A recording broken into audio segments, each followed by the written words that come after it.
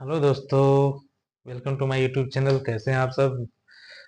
आज मैं आपको बीएमएस फर्स्ट ईयर के बुक के बारे में रिव्यू करने वाला हूं, क्योंकि नीट का रिजल्ट हाल ही में आ गया है। अब बहुत सारे बच्चे एमबीबीएस में एडमिशन लेंगे, अब बहुत सारे बीएमएस में एडमिशन लेंगे, क्योंकि कुछ लोग तो मार्क कम आने की वजह से बीएमएस एडमिशन लेते हैं और कुछ लोग तो बीएमएस में उनका इंटरेस्ट ही होता है। दोस्तों, मैं आपको बताऊंगा अब कि फर्स्ट ईयर में कौन कौन सी किताबें हम लोग पढ़ते हैं। ठीक है, तो मैं आपको बता दूं कि इसमें फर्स्ट ईयर में हम आयुर्वेदिक भी पढ़ते हैं और मॉडर्न भी पढ़ते हैं। इसमें हम आयुर्वेदिक में शरीर रचना विज्ञान, शरीर क्रिया विज्ञान और आयुर्वेद के इतिहास, पदार्थ विज्ञान और संस्कृत भी है इसमें। अब आप लोग सोचेंगे संस्कृत का क्या रोल है इसमें।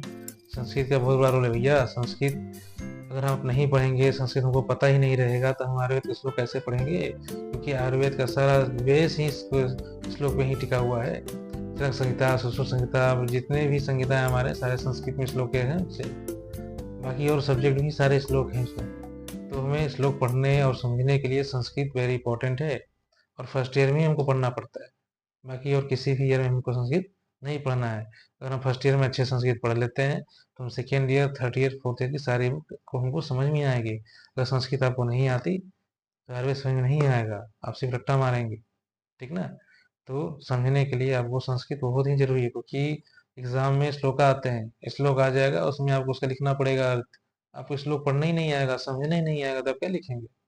तो इसीलिए संस्कृत इंपॉर्टेंट है। अब आप ही फर्स्ट ईयर में जाने वाले हैं या एडमिशन लेने वाले हैं तो आप डरिए नहीं। बहुत ज़्यादा डिफिकल्ट नहीं रहता है ये हाई स्कूल तक का ग्रामर रहता है इसमें। और छोटी मोटी चीज़ें रहती हैं, बहुत कुछ है, हार्ड नहीं है। आप अगर सब बढ़िया आधे घंटे ही अगर डेली देते हैं संस्कृत पे तो आपको बढ़िया मिल जाएगा। ठीक है, चलते हैं, शुरू करते हैं लेट ना करते हुए, स्टेप बाय स्टेप। तो मैं संस्कृत की बात कर रहा था, तो सबसे पहले हम संस्कृत का बुक ही देख। पहले बुक जो हमारी आती है वो संस्कृत में वैदिकी सुभा साहित्यम। ये देखिए, इतनी मोटी बुक है, ये आपको पढ़नी पड़ेगी। ठीक ना। और दूसरी बुक जो आती है संस्कृत की, संस्कृत आयुर्वेद सुधा। ये है संस्कृत आयुर्वेद सुधा, इसमें सिर्फ व्याकरण दिया हुआ है। इसमें संज्ञा, सर्वनाम, प्रत्यय, संज्ञा प्रकरण, प्रत्यय प्रकरण, धातु प्रकरण, अव्यय वगैरह दिया हुआ है। ये दो बुक संस्कृत के हैं, बाकी और भी बुकें हैं। और उसके बाद हमारी जो सब्जेक्ट आते हैं, आयुर्वेद के इतिहास एक परिचय। ये बुक विद्याधर शुक्ला ने इसको लिखा हुआ है। इसके साथ साथ आता है पदार्थ विज्ञान। ये प्रोफेसर रविंद्र त्रिपाठी ने इसको लिखा हुआ है, काफ़ी अच्छी बुक है ये।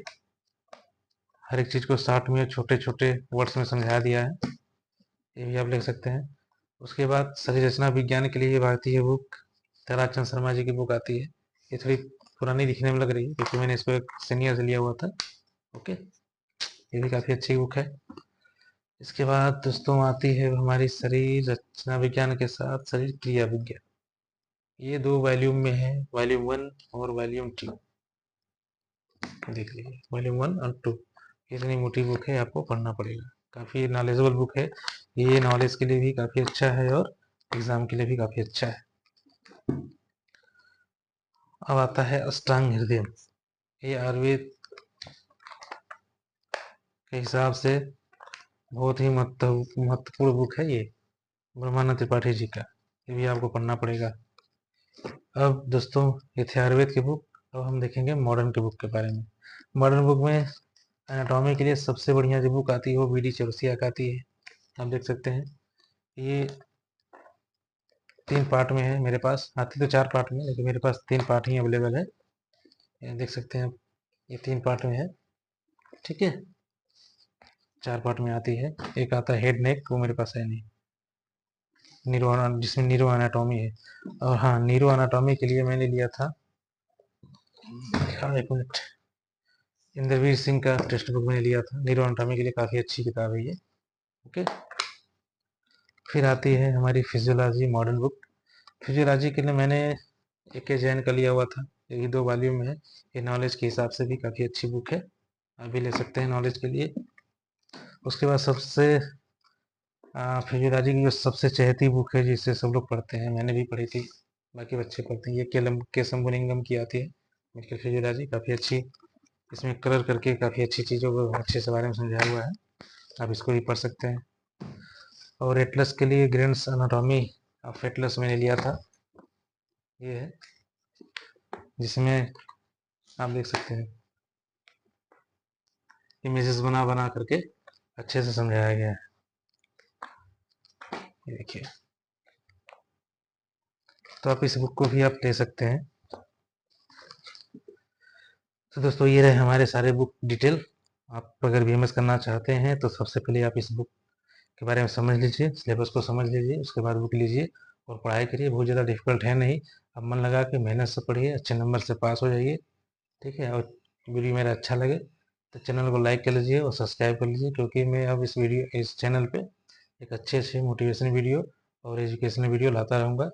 मैं आपको चिकित्सा से संबंधित कुछ चीज़ें, हिस्ट्री टेकिंग, पेशेंट से संबंधित कुछ चीज़ें, कुछ केस फाइल्स इस वीडियो पे मैं लाऊंगा और आपको सिखाऊंगा। तब तक के लिए अपना ख्याल रखिएगा। जय हिंद।